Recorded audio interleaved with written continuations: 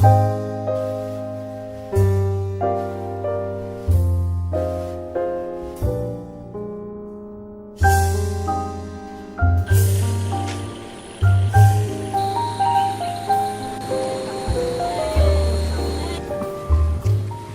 the face of mounting environmental and societal changes, how do we ensure adequate water quality and safeguard the health of the people and supply of these vital sources? There are no doubts that building local capacities for evidence-based lobbying and advocacy to improve water sanitation and hygiene and integrated water resources management is the surest way to go. That is WATERSHED and integrated water resources management. Within this project, we're trying to focus on building the capacity of our CSOs, local CSOs, so they can advocate for themselves issues around WASH and IWRM.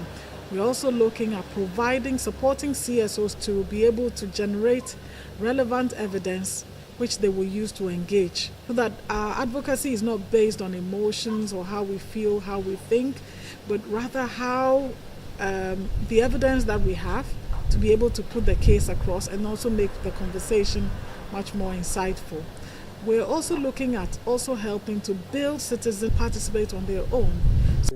The WATERSHED project is a strategic collaboration between the Ministry of Foreign Affairs of Netherlands and IRC, Simavi, ACFO, and Wetlands International. In Ghana, the project is led by IRC, with partnering organizations being the Coalition of NGOs in Water and Sanitation, CONIWAS, Hope for Future Generations, HFFG, Conservation Foundation, CF, with the Ghana WASH Journalist Network, GWJN, as the media partner. The project is being carried out over the past 2 years in the TARKWA and municipal area and the Ankobra Basin, with the Hope for Future Generations, HFFG, and Conservation Foundation as the local NGOs respectively. Give enough information, correct misconception, and explain to community members what the policy says. Then vis-a-vis their practice on the project. Yes. So there has been a lot of improvement in the community. Even getting to know that there is a problem is enough, so that we give the information to the authorities. The TARKWA and Soem district has many water bodies that have yet come under threat of galamsey operation and poor sanitation practices. Now, River Bonsa is one of the watersheds of the Ankobra River, and this is the river from which the Ghana Water Company extracts raw water to process for the use of the community. You see brisk activity by children and the elderly bathing and swimming in the river. Other activities around the river, very visible, are refuse dumping just along the banks of the river. You also discover household toilets and public toilets sited just uphill, close to the river, and this ensures seepage of fecal matter and solid waste into the same river.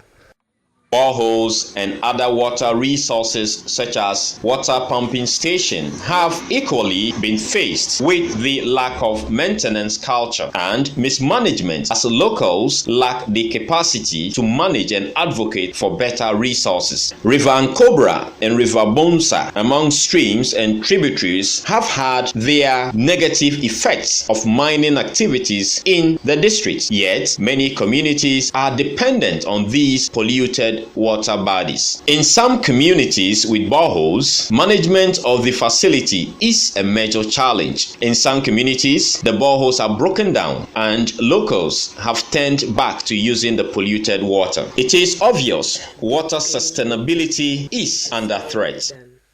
What they pay on monthly basis for their electricity. Members of the Ghana Watch Journalist Network have been following keenly the activities of the local NGOs, Hope for Future Generations and Conservation International, working under the Watershed program to ascertain impact of the project. In the TARKWA and Soyem districts, the HFFG has been working hard to building capacities of local folks under the Watershed program. Local radio education and sensitization program is also being used as an advocacy tool.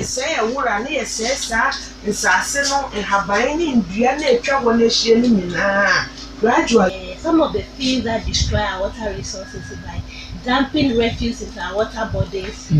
And then also the galamsey that she doesn't want to mention, I also talk about it because who doesn't want that one? Who doesn't want her to mention?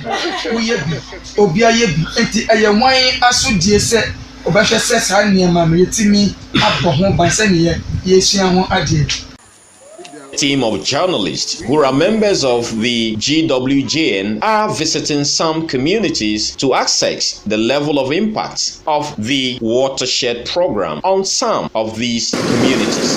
Deep through a rather bad road ahead of the news team is Domiambra. The name of the community implies it takes love for one to travel from the municipal capital at least to visit the community. And yet, for the love of their work, officers of the HFFG would not deny members of this community the needed information for proper WASH and IWRM, which has become much beneficial to the community. It is a farming community with a population of over 1,000. It used to have challenges with sanitation in terms of the disposal of their refuse directly into their source of drinking water, a stream. The story about waste disposal into the water body has changed. On the scorecard on the Watershed program.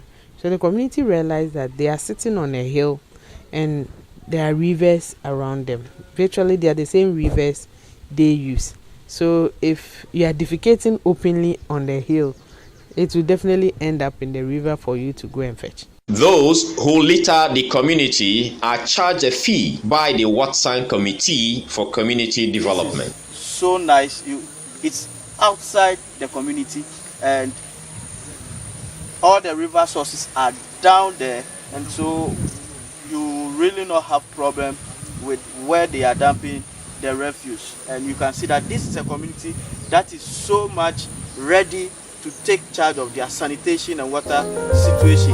They are the Water Committee for Wahanti and who did ye Chesa is here our toilet won't feature Corona Committee in the Chua, your boka, and this year when the dear pie coso.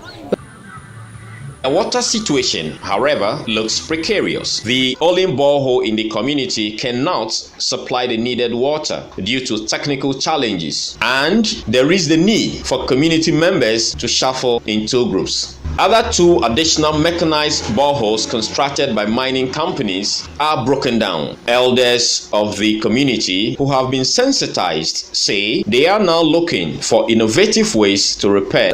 As we speak, no member of the community is able to get water, clean water from this area.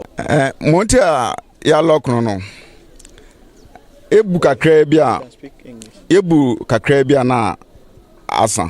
Umbu ahibia no asa. Nti mpanyefo no yetena asa ehu nam no community no kra no ye chemu tre no se ne one bua but 3 days and sana another one so abunsu no say amro be 3 days no kra onso ntura ma ya lock no.